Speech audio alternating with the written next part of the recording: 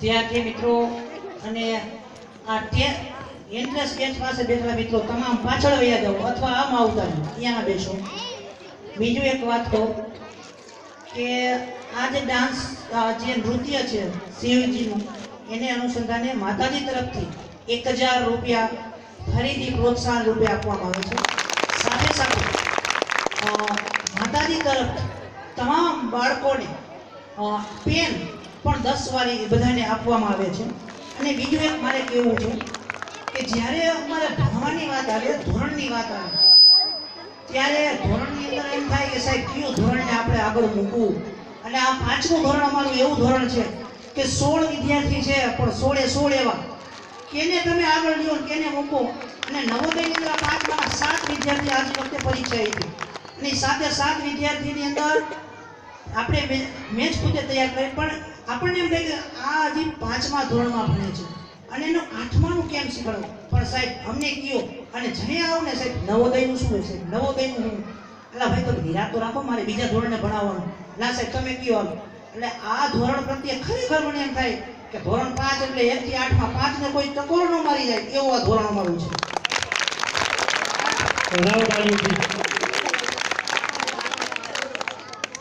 ખૂબ જ સરસ. હર હર શંભુ નૃત્ય પછી કાર્યક્રમના દોરને આગળ વધારીએ.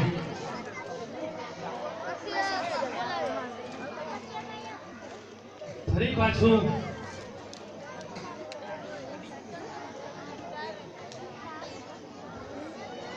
સ્કૂલના સમયને યાદ કરતા કહેવાનું મન થાય कि अजीब सी साझेदारी थी गुरु जी के साथ, अजीब सी साझेदारी थी गुरु जी के साथ. जब मैं गिरता था तो वो संभालते थे, जब मैं निराश था तो उनको मुझ पे विश्वास था. आज हूँ मैं सफलता के शिखर पर क्योंकि सर पर उनका हाथ था. जो गुरुजों की कृपा अपना ऊपर થઈ જાય તો ખરેખર તમે સફળતાના શિખરો સર કરી શકો. तो आ शक्य क्यारे बने? तो आना माटे गुरु शिष्यना संबंध माटे ए जे व्यक्तिने निशाळे आवવું પડે. અને જો નિશાળ ગમે તો આ સંબંધ છે ઈ બંધાય, બાકી બંધાય નહીં. તો આવા જ ગુરુ શિષ્યના સંબંધો થકી જ્યારે નિશાળ ઘડ બને છે ત્યારે બાળકોને નિશાળે આવવાનું મન થાય છે. અને આવા જ ભાવસ સાથે ગુરુ શિષ્યના સંબંધને ખરેખર અર્થમાં સાકાર કરવા માટે થઈ અને માર્ગીત લઈને આવે છે અમારા નાના નાના ભૂલકાઓ, જેના શબ્દો છે મને મારી નિશાળ ગમે, મને મારી નિશાળ ગમે. આપણી વચ્ચેથી આપણા અતિથિ વિશેષ મહેમાન એવા જયશ્રી મૈયા વિદાય લઈ રહ્યા છે, તો આપણે ફરી પાછું એવું તેમને તાલીઓથી વધાવશું. ખૂબ ખૂબ આભાર માતાજી આપનો કે આપે સમય કાઢી અમને આશીર્વચન પાઠવા. ખૂબ ખૂબ આભાર.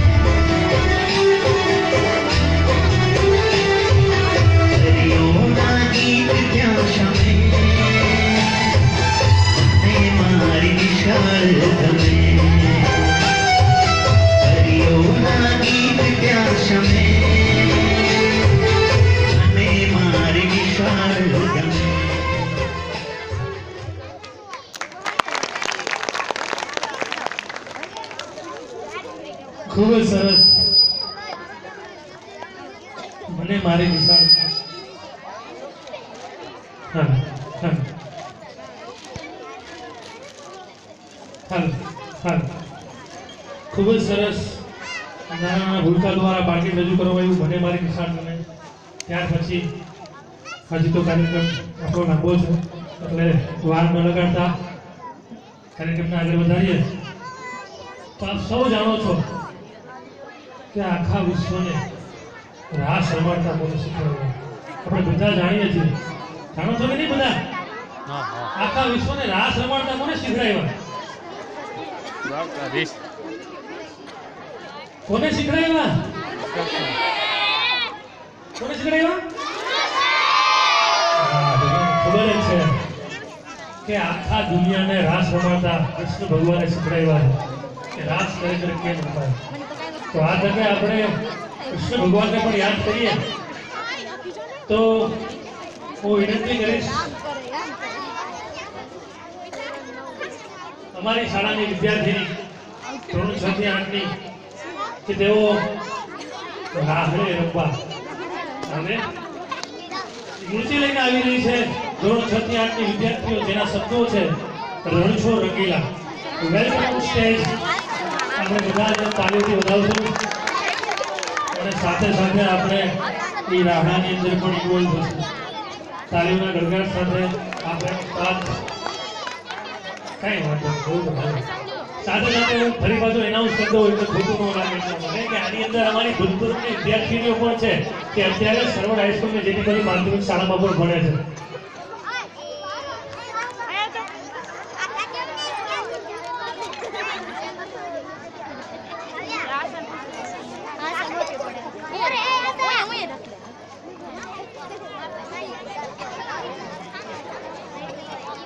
हाँ